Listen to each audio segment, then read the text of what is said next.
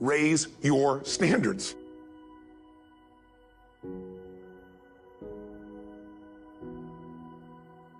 Ultimately, if you're going to have lasting change in anything, you're really talking about just raising your standards. I mean, I always tell people, if you want to know how to change your life, I give it to you in 3 words, boring as it sounds: raise your standards. And what does that mean? Corny as it sounds. Raise your standards. Oh, thank you for the breakthrough thought, Tony. I'm glad I wasted my time watching this little email with you. But think about it. Lasting change is different than a goal. You don't always get your goals, but you always get your standards. Maybe it would help you is to think about it this way. I try to explain standards to people with a different set of words. Think of it as everybody in life gets their musts. They don't get their shoulds. Like, think about it. Most people have a list of shoulds, don't they? Don't you have a list of the shoulds, things you should do, you should follow through on? I should lose some weight, I should work out more, I should make more calls, I should respond more rapidly to my email, whatever, you know? I should get into the office earlier, I should be, more confident. Whatever your should list is, people love to have their should list be met, but it's kind of like New Year's resolutions.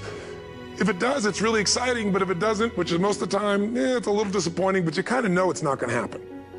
But when you decide something is a must for you, an absolute must, when you cut off any possible, you say, I'm going to find the way, or I'm going to make the way. Human beings, when they resolve things, when they make a real resolution inside themselves, which is they raise the standard and they make it a must, they find the way. Think about it in your own life. Haven't you had some area of your life where you raise your standard and your life has never been the same?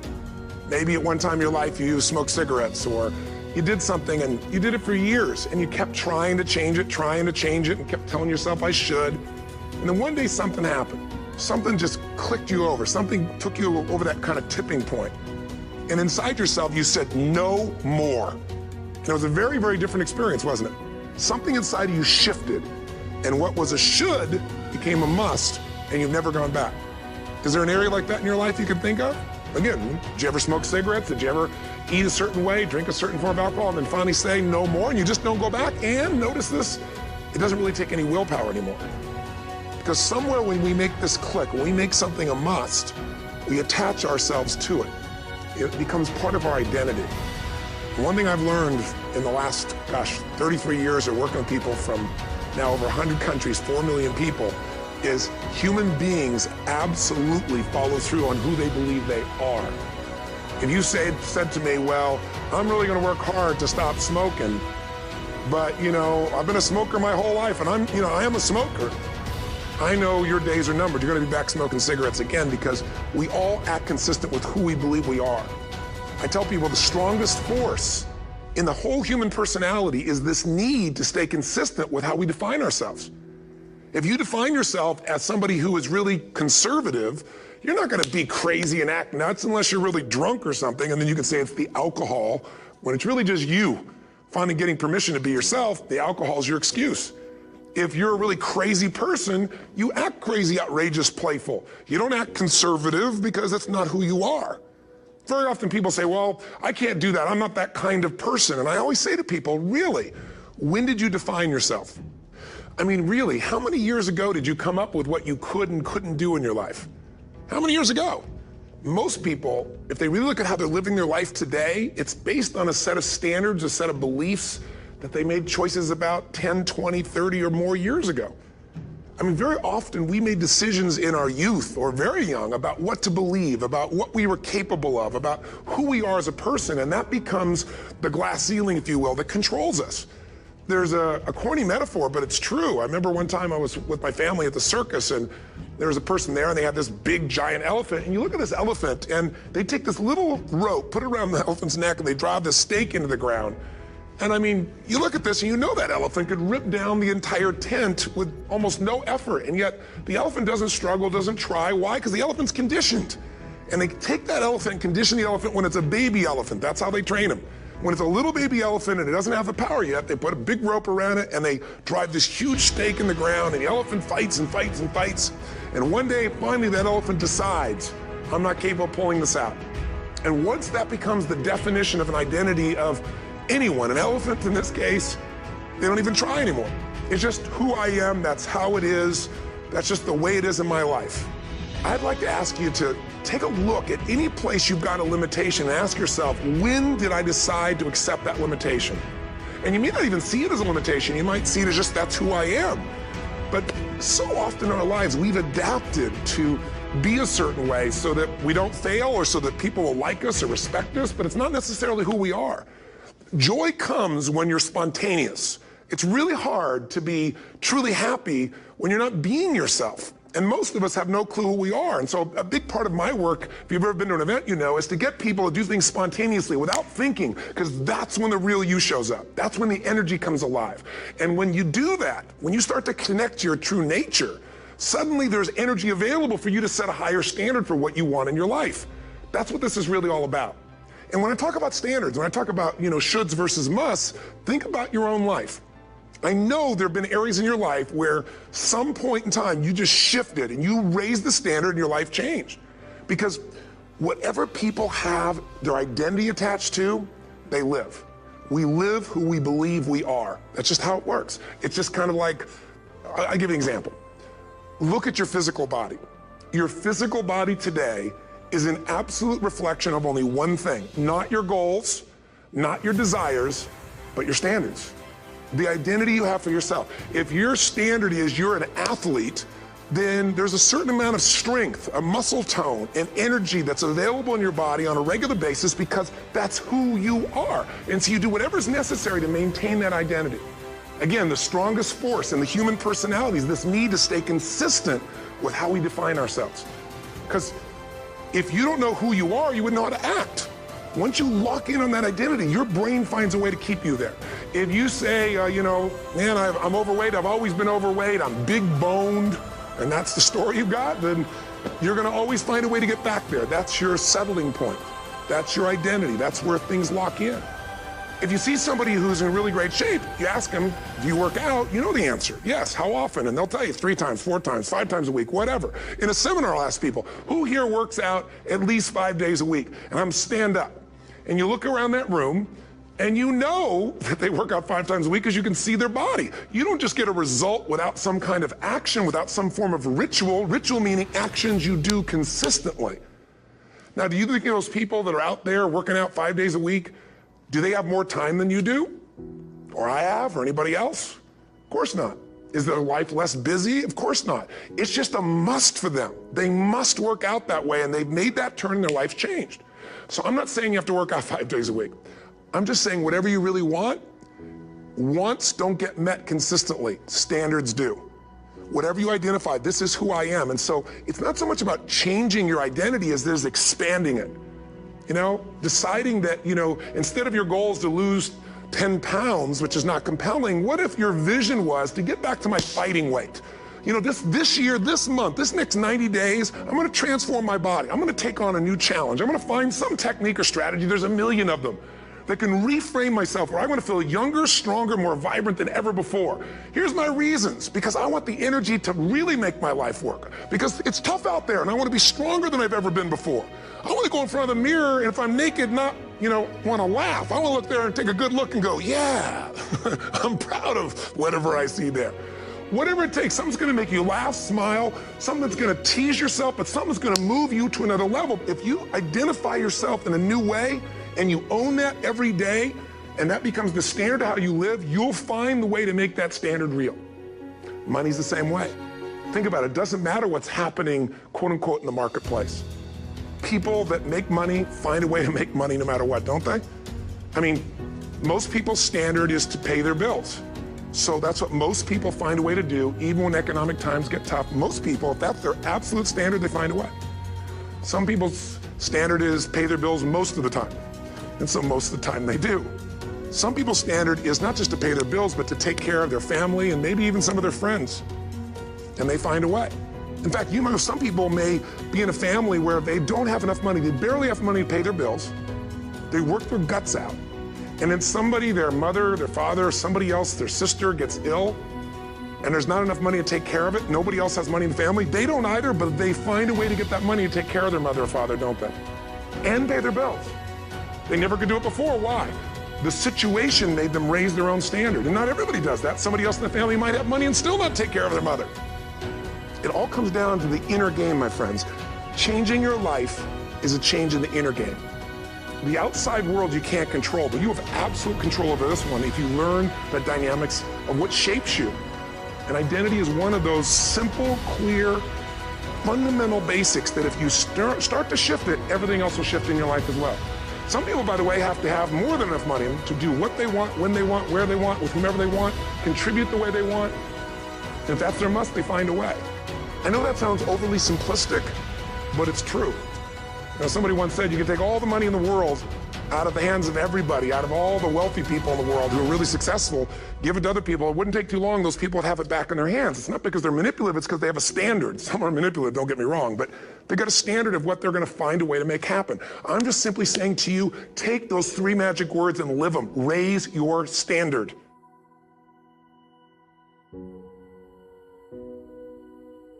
As most people are not really entrepreneurs, but they think that's what they should be.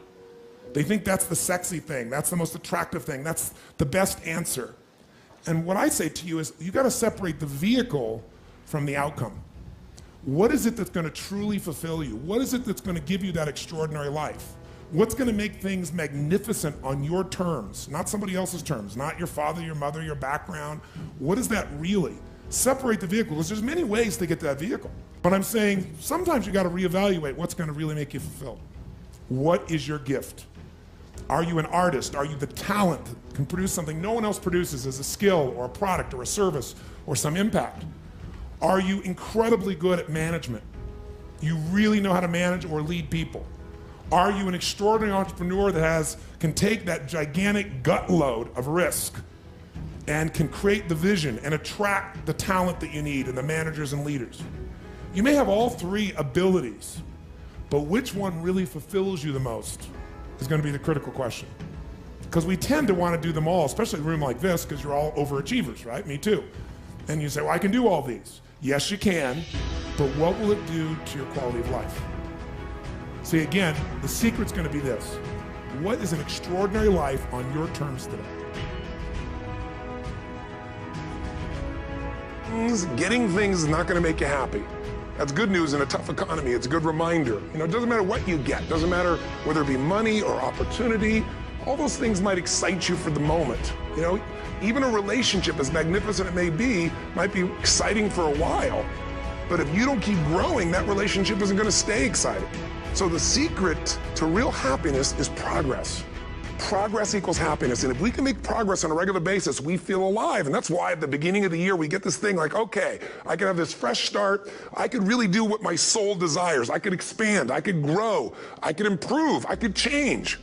Or maybe better than change, I could progress. See, think about that. Progress is an aliveness to it, doesn't it? You don't have to work at changing. People say all the time now, well, I'm working on changing. Don't worry about it. You don't have to work on changing. Change is automatic. Your body's going to change whether you want it or not as the years go by.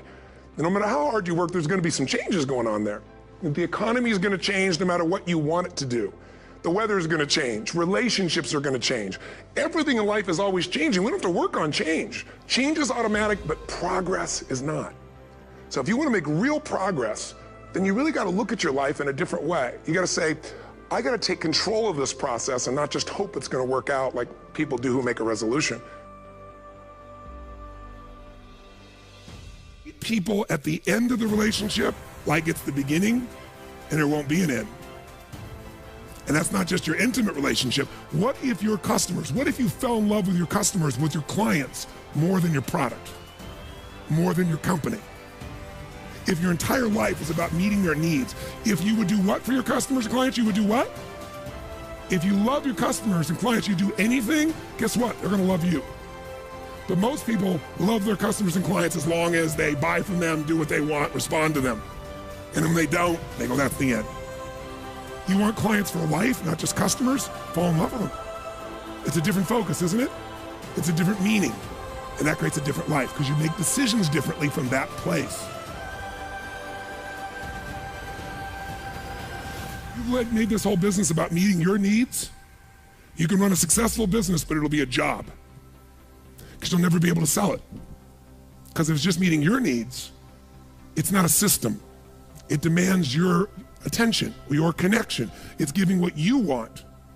But ultimately, it's not going to give somebody else what they want, so you can't sell it. If you can't sell your business, if you don't have an exit strategy, you have a job. I don't care how successful the business is. That doesn't mean you have to sell the business. But one of the most important decisions you make in business is, ultimately, if I was going to sell this, if I chose to, I have to know who would I sell this to so that I have long-term value, not just an income along the way. I have this critical mass hit. I get a multiple of my business. And most people don't have a clear exit strategy. They think I'll come up with that someday. You got to start with that end in mind. That's got to be part of your focus if you're going to be successful in your business. I can remember a gentleman who's built CAA in Hollywood. It was the largest, most successful agency, right? Michael Ovitz, remember that name? He put together Nike and Coca-Cola and these billion-dollar deals. And eventually, Mike Ovitz went to go sell that business. He never thought through an exit strategy, and he got almost nothing for it. Because the laws prevented him from selling it to a studio. He had to sell it to some of his employees for pennies on its real value. Now, Mike found a way to make money later on in another place off of Disney. But the bottom line is, the guy didn't have an exit strategy. Even though it was brilliant, made lots of money, in the end didn't get the value. Whenever people fail to achieve their goals 99.9% of the time, and you ask them why, they'll tell you it's because of a lack of resources. That's what all these things are. I didn't have the support, right? I didn't have the money. We didn't have the time. We didn't have this, we didn't have that. There's a resource that people believe is missing. And that resource belief structure then keeps people from ever being able to really lead. Because what leaders do is they find a way to maximize whatever resources they have, as little as they may be, and they don't believe in limited resources. I'll give you an example. Let's take a business example to start with.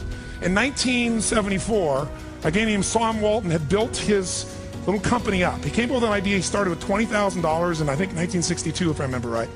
But by 1974, within 12 years, he had 78 stores. And you know how he did it? In the middle of the night, he'd drive across the border and he'd go and study other people's stores. He'd buy everything the cheapest he could in the middle of the night. He'd go to other people's stores. Whatever was working, he figured out. Success leaves clues. He came back and did it in his store. Whatever was working in any store, in any competitor, anywhere he could do it, he did it. So he figured out how to maximize the little resources he had, his 20,000, built 78 stores, and if you read any of the people following him, the company had gone public in that year, they were all saying, this is it. He's maximized his resources. I mean, he only has so much money. There's only so many cities that are going to appeal to this discounting mentality, right? This is it. This is all he can do. And the word on Wall Street was sell. Now, what's interesting is at that time, you look at Sears and Kmart, and they were gargantuan companies, weren't they? 20, 30, 40, 50 times, 100 times his size or more, probably. And at that time, they were the leaders, and they knew what's going to happen. But did things change, yes or no? Did he suddenly get mass amounts of capital? No. Here's what they didn't understand. Sam Walton now, or the Walton Organization, Walmart, is the most successful retailing operation on earth. And when you talk about Bill Gates being the richest man in the world, that's only true because Sam's fortune is divided up amongst a bunch of different family members. You put them together, they dwarf Bill Gates. Sam Walton did this. How did he do it? What people underestimated is that this guy could go to 4,400 stores, do $250 billion. Where's Kmart today? And they've been shrinking. All of them have been shrinking. And he's the dominant force on earth. Here's the thing he understood. Resources are interesting, but the ultimate resources are the feelings of emotion that make you resourceful. Think of it this way. Resourcefulness is the ultimate resource. What do I mean? What are the emotions that make all this possible?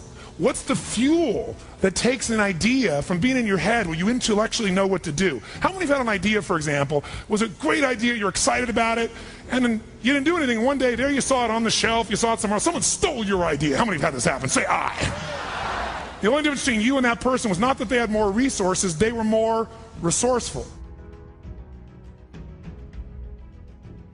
Success and failure are not giant events. They don't just show up. You don't just suddenly become successful or suddenly have this cataclysmic event that makes you fail. It may look that way, but failure comes from all the little things. It's failure to make the call.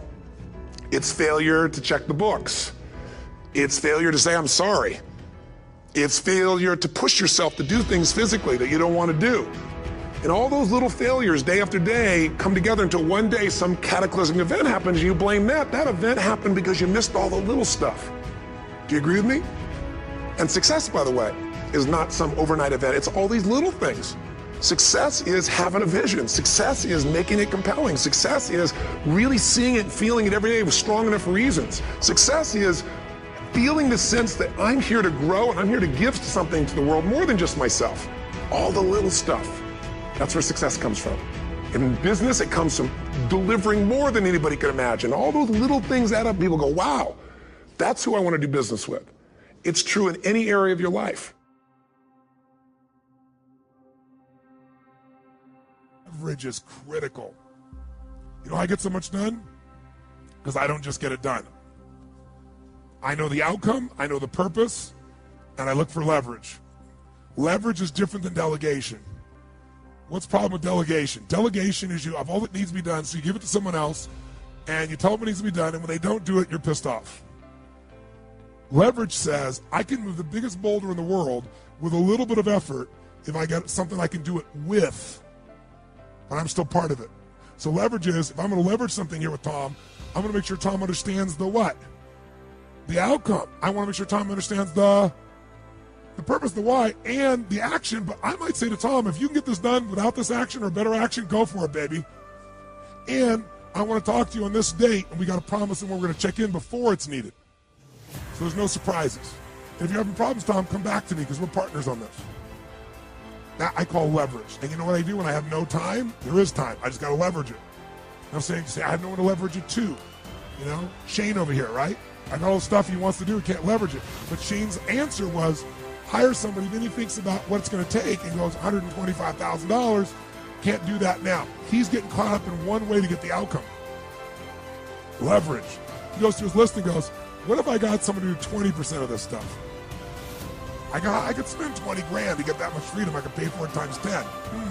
And if I'm really productive, my productivity should enhance the world, not only my clients and customers, but it should provide jobs for other people. And if there's anything you hate to do, it's because you're either ineffective at it or you don't think it's very important, but it is urgent. So you need to hire somebody for those things. And ideally, somebody who loves that job. You're never going to grow when your time is eaten up for activities that aren't that important. Activity without high levels of purpose is the drain of your fortune. Do it now. If you can't get it all now, do a part of it now. Leverage is power. Leverage is ultimate power. Here's what I've created for my life, and anyone I know has succeeded.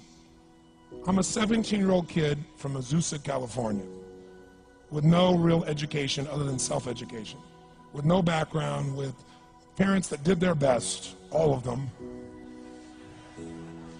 with no money, but I did one thing. I love people, and I had an enormous demand I made upon myself, and I sculpted my mind and my emotions to get me to do whatever it would take to achieve and to contribute. But to do that, I did it by using my body and changing my focus. I did it by putting myself in a peak physiology and using what I call incantations. Can you train yourself to believe something, yes or no? Absolutely. How many of you have ever made the fatal mistake of going to Disneyland or Disney World, and while you're there made the fatal mistake of going to a ride called It's a Small World After All? What happens for about a week after you're out of that damn place? You're still singing this thing in your head in 24 languages, right? Well, let me tell you something. How many of you have things when you want to go achieve them and this part of your voice goes, oh, it's not going to happen, or forget it? How many got a voice that sometimes interrupts that good pattern? Say I. And what you want to do is train a new one. So starting when I was 17, I started doing incantations, not affirmations. Affirmation, you go, I'm happy, I'm happy, I'm happy, I'm happy, I'm happy. What's the problem? You haven't changed your what? Your what? Physiology. If you don't change your physiology, you won't get anything. So an incantation is not only you speak it, but you embody what you're saying with all the intensity you can. And you do it with enough repetitions that it sticks in your head. Like It's a Small World, now the conversation in your head is always the same and it gives you what you want. So you use your body and your voice. So 17 years ago, I started doing things. I was working for Jim Rohn, this speaker, and I was 17 years old. I had long hair, minestrone soup, acne on my face. And I was trying to call on Bear Stearns type of people and convince them why they should go to this man's seminar and be more successful. I was driving a 1968 Volkswagen. I had earned it $40 a week as a janitor. The only way I did it was park far from the building, and then go in and I love people and I believe, but I put myself in state and I was able to influence people that were far more successful than I was at the time. I would do something that I still do backstage and have done for 23 years because I don't hope I'm going to be in good state, I demand it. So I do an incantation using my whole body. I'd say, I now command my subconscious mind to direct me in helping as many people as possible today to better their lives by giving me the strength, the emotion, the persuasion, the humor, the brevity, whatever it takes to show these people and get these people to change their lives now. And I would do that literally driving in my Volkswagen to a meeting in LA on the freeway for 40 minutes. People are looking, I'm screaming at the top of my lungs. They're going, I know he's a serial killer, I know he is. But by the time I entered that room, when two people meet, if there's rapport, the person who's most certain will always influence the other person. And I was totally certain, and they were trying to get revved up to certainty. Do you agree with this, yes or no? I do another one because I was poor. I changed my mindset. I kept doing things, but I never got beyond it. I'd say God's wealth is circulating in my life. His wealth flows to me in avalanches of abundance. All my needs, desires, and goals are met instantaneously by infinite intelligence, for I'm one with God and God is everything. And I would imagine the abundance of my life, and I would feel so grateful. And a year later, I went from making $38,000 a year to making $1 million a year in 1 year. There is another level. The only reason you keep saying there isn't is you feel so exhausted about where you are. But life, the universe, or God is just testing you because there is another level. If this is good, giant jump to excellence, giant from good, poor to good to excellence. There's a level where all your dreams are realized. There's a level that you've always dreamed about. It is real. It has not gone away. But it takes that extra burst when you think there's nothing left, there's no way, you've tried everything 10 million times and you keep going. It's almost like God is saying, if you keep hitting this wall enough times, I will see that you will not stop, that you are filled with that level of determination, faith, and courage, and then the door opens and you get to that next level. But what most people don't know is the next level is just 2 millimeters above. And it's called outstanding, ladies and gentlemen, outstanding. What's it called? What's it called? What's it called? Outstanding, magnificent, unstoppable, extraordinary, not excellent. It's a different level. It's a level where you are not one of the best, you are the best. And you know what's amazing? You only have to be 2 millimeters more than everybody else and you get everything. You get the joy, the laughter, the fun, the family, the passion, the economics, the freedom, the spirit. It's all there. What Jerry Maguire called the quad, baby. All of it. And it's just 2 millimeters above, and most excellent people give up because they're exhausted. And there's some people that go, the harder I hit it, the more I hit it, sooner or later it's going down, I'm not stopping. And when you do that enough, it pops open. Makes you a leader is your ability to make a decision. Who's with me on this, right? And anybody can make the easy decision, right? So what makes you a leader is you can make the tough decisions. And what makes you a leader is you make the decision. What makes you a great leader is, you know, I may be wrong, but if I have to wait till everything's resolved, nothing's going to get resolved. So I'm going to make a decision. If I make a decision and it's wrong, I'll find out quicker than if I sit on the fence while my life goes by. I remember I've shared this with maybe a few of you before, but years and years ago when we had the big Gulf War, Generals, Norman Schwarzkopf's a friend of mine who passed away a few years ago. And I used to bring him in to talk about leadership. And one of the first times I ever asked him, I said, how do you define leadership? How do you know when a person's really a leader? And he said, when they can make decisions. And he said, I can remember when he was an assistant to a general, and I forget what the exact position is, but he said he was responsible for reading all the briefs. And this general is one of the highest generals in the Army. And there was a decision that needed to be made and had to do with 10 years of going back and forth with the Pentagon, trying to figure out if they're going to go one direction or another. It was a gigantic decision that was going to affect the way the Army was structured, how money was going to be divided, what resources were going to go where. And he said they brought in this group of 20 people in, and they had this 2-hour meeting, and everybody got up and pitched their side of what they thought was right. And at the end, when it was completely done, the general said, has everyone said their piece? He said, yes. He said, do this. It was plan A, or plan B, whatever it was, out of the 3 choices they had. And everybody said, okay, General, saluted him and ran off to go implement this thing. And Schwarzkopf said he was freaking out because he knew there's no way that general could have read everything even he'd read. And this was such a complex piece, and there was only 2 hours, and everybody gave their best. But oh my God, there's so many things to consider. And so he finally got up enough courage, he said, to go to the general and said, General, so he said, permission to speak freely. He said, ease, speak freely. He said, General, there is so much information here, and there's so much here, and no one's really gonna know for sure. How the hell could you just make that decision like that? He said, because someone had to make it. He said, because it's been going around for 10 years back and forth and no one being able to make a decision. He said, what if you're wrong? He said, if I'm wrong, we'll find out quicker. And if I'm right, the job will be done. Next question, right? It's like when you're put in charge, take command. Everyone in this room knows how to create. You're not a manager of your life, you're a creator of your life, or you wouldn't be in this room. How do you create your life? You get hungry for something, don't you? Who has done something in your life that once seemed difficult or impossible, and now it's part of your life? Who's got something in your life in this area? Say I. How did you do it? You created it 3 ways. Number 1, you decided there's something you wanted so bad that you unleashed all your desire. You became obsessed with it. If it was a business or a car or a relationship or a transformation in your body, if there's something you once envisioned and now it's real, it's because you didn't just envision it, you brought so much emotion to it that now it's in your life. It was once a dream, it was once a goal, and now it's in your life. How many have something like that in your life now? Say I. You may take it for granted now, hopefully not, but it was once just a vision. It may have seemed impossible at one time. So how did you do it? You started with a concrete vision of what you wanted, and you focused on it continuously, didn't you? Wherever focus goes, energy flows.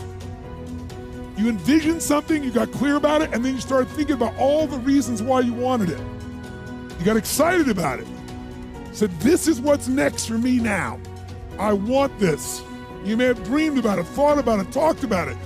But when you focus on something continuously, something magical happens. You get insights, don't you? You overhear a conversation and you hear something you wouldn't have heard if you didn't have that outcome or goal that you wanted so badly.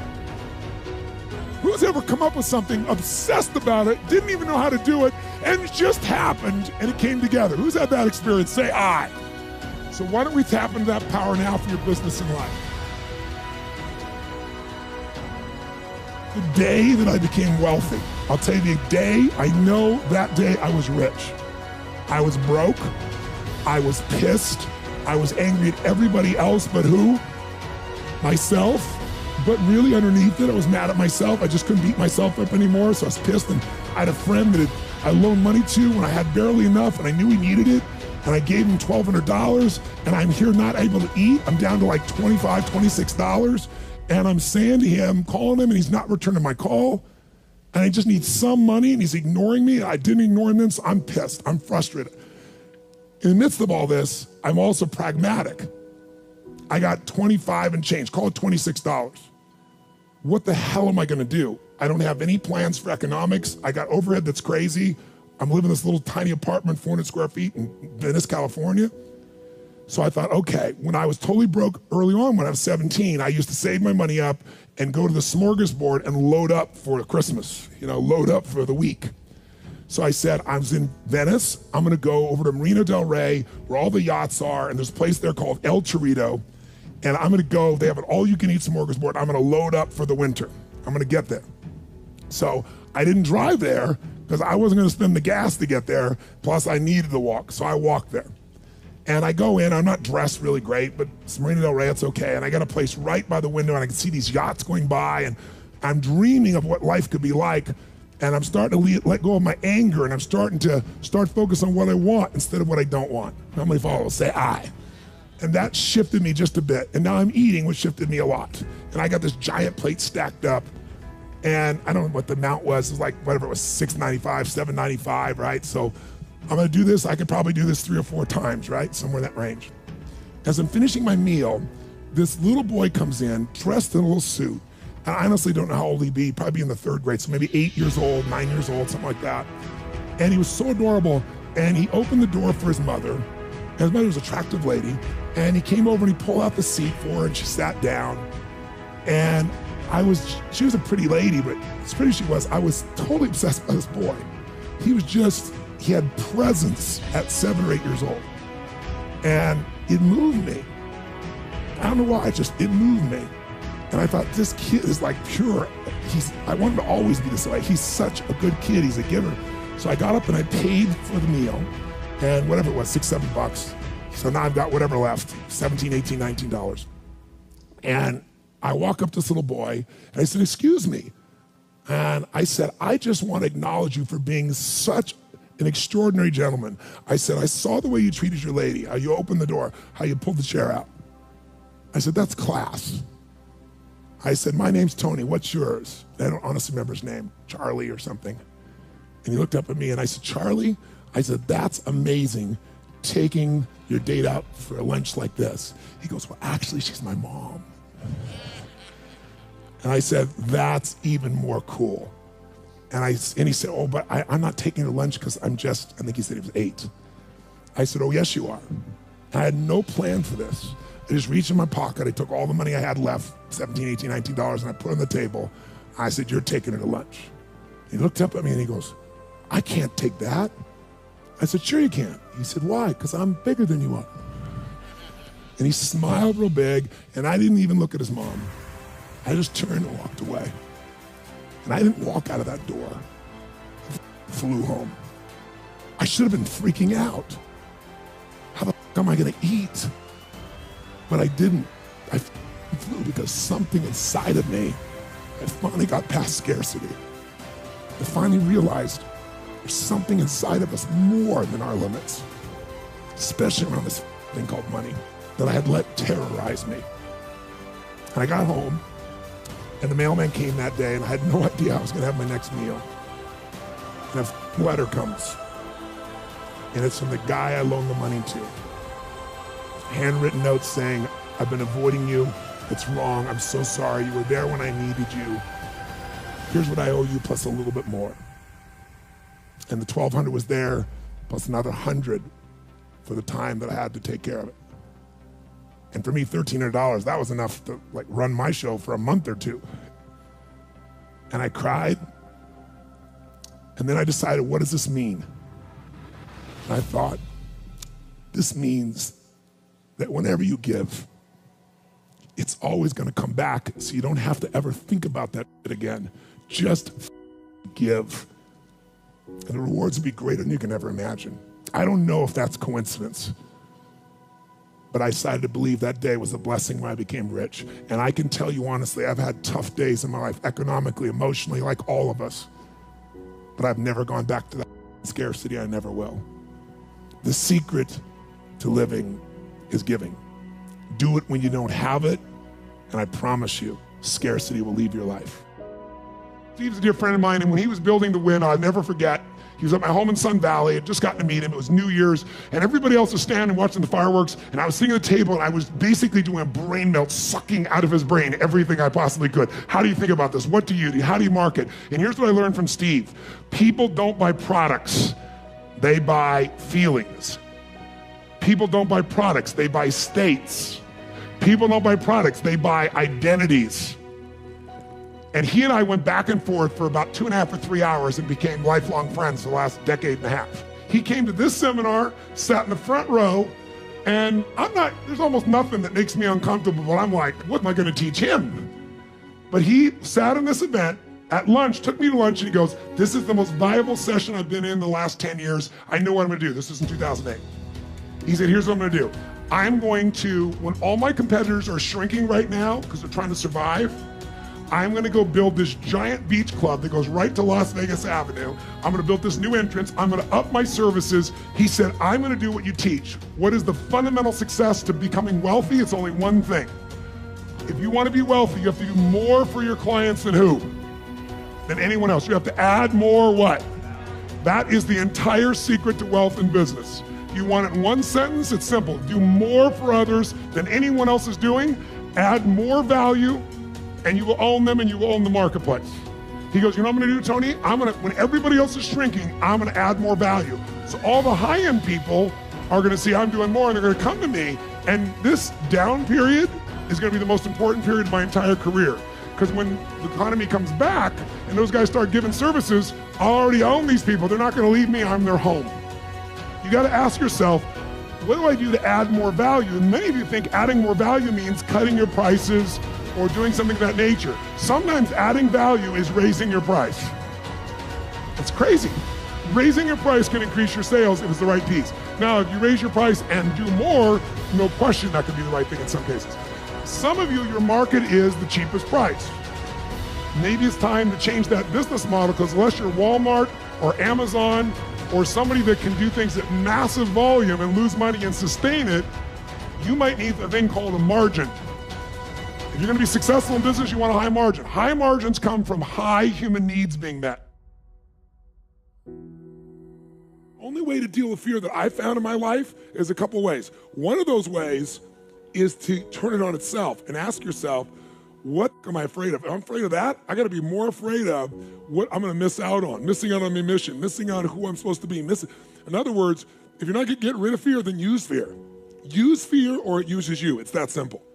So you gotta say, okay, what's the price if I just stay doing this? What's the price? I need to really get scared if I learn all this and I don't follow through. That's something to be scared about. And then that fear will get you over your fear. It'll push you through. Turn fear on itself. Second way you can do it is use what you've probably heard me say, because I've used it since I was 17, is my little rocking chair test, right?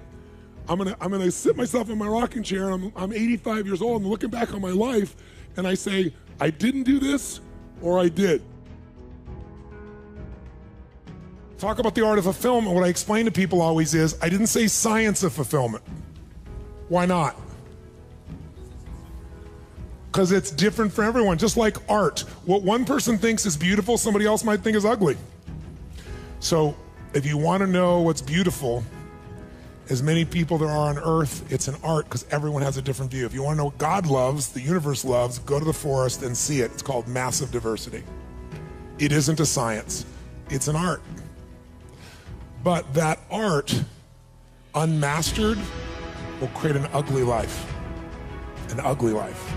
And the phrase I use most often, that I hope you've heard me say, and you take it in once again, maybe deeper, is success without fulfillment is the ultimate failure. Success without fulfillment is the ultimate failure. But if we don't physically make a decision how we're gonna live, then we'll show up like everybody else, because the human mind is not gonna make you happy. This brain of yours won't do it. You have to direct it. And there's no worse fate than to achieve everything and not be fulfilled. How many have had the days where you achieved this huge goal and your brain always wanted it and you got it, and then your brain went, is this all there is? Who's been there? It's the worst experience. It's worse than failing, isn't it? Because most of you are achievers, so failure never stops you. You just look at it as a little bump on the road. I'll try something, what? But when you succeed and you fail, when you succeed and you're not fulfilled, that's scary. Here's what leaders really do. They maximize resources. A leader can come into an organization that's totally torn up in horrible shape, take the same resources, take it to another level. Your body, your mind, your emotion, but you can't maximize it when you're trying to fit in. And you can't maximize it when you live by everybody else's rules. I'm not saying don't be respectful. I'm just saying as a leader, you got to decide what you believe is right. And one thing I can tell you will always feel right, to never settle for less than you can be, do, share, or give. Our whole life is shaped by decisions. That's what we've talked about today, right? But there's 3 decisions you're making every moment you're alive. And the way you make these 3 decisions shapes your destiny.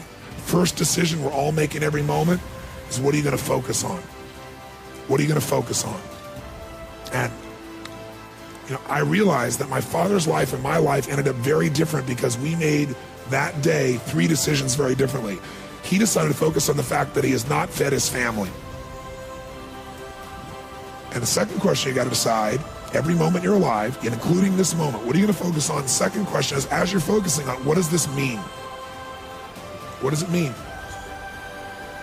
And The bottom line on meaning is, if you think about it, you get to make up the meaning, and most people pick the worst one, don't they? That day, my father decided to focus on the fact he hadn't fed his family, and I know what meaning he gave because he said it out loud over and over again, that he was worthless because he had not taken care of his family. And then the final and most important decision you make every moment you're alive: what am I going to do? What am I going to do? And I'll tell you what he decided to do. He decided to leave our family shortly thereafter, which at the time was, it was the worst experience of my life. It was the most crushing experience I felt. It's been so many years now, I don't have the same feelings. And part of it is 3 years ago he passed away. But at the time, I knew no greater pain. My family knew no greater pain. I couldn't understand why he would leave. I loved him so much. And my life turned out very different than him. I was the only one to go at his funeral. No one else in the family would go. Nobody wanted to be part of it. He died alone of a disease called connective tissue disorder. And I can tell you, right before his death, he got the lesson, because he looked at me and he said, "Son," he said, "I was a bastard. I didn't connect with anybody, and look what I'm dying of." It's unbelievable. Oh, we're living in a society where nobody moves anymore. What do we like today? How do people get injured today? They don't get injured smashing into people, playing football and anything else. They get injured typing, right? You know, picking up a pencil. That's how people get hurt today, because we don't use everything anymore. We live in a box.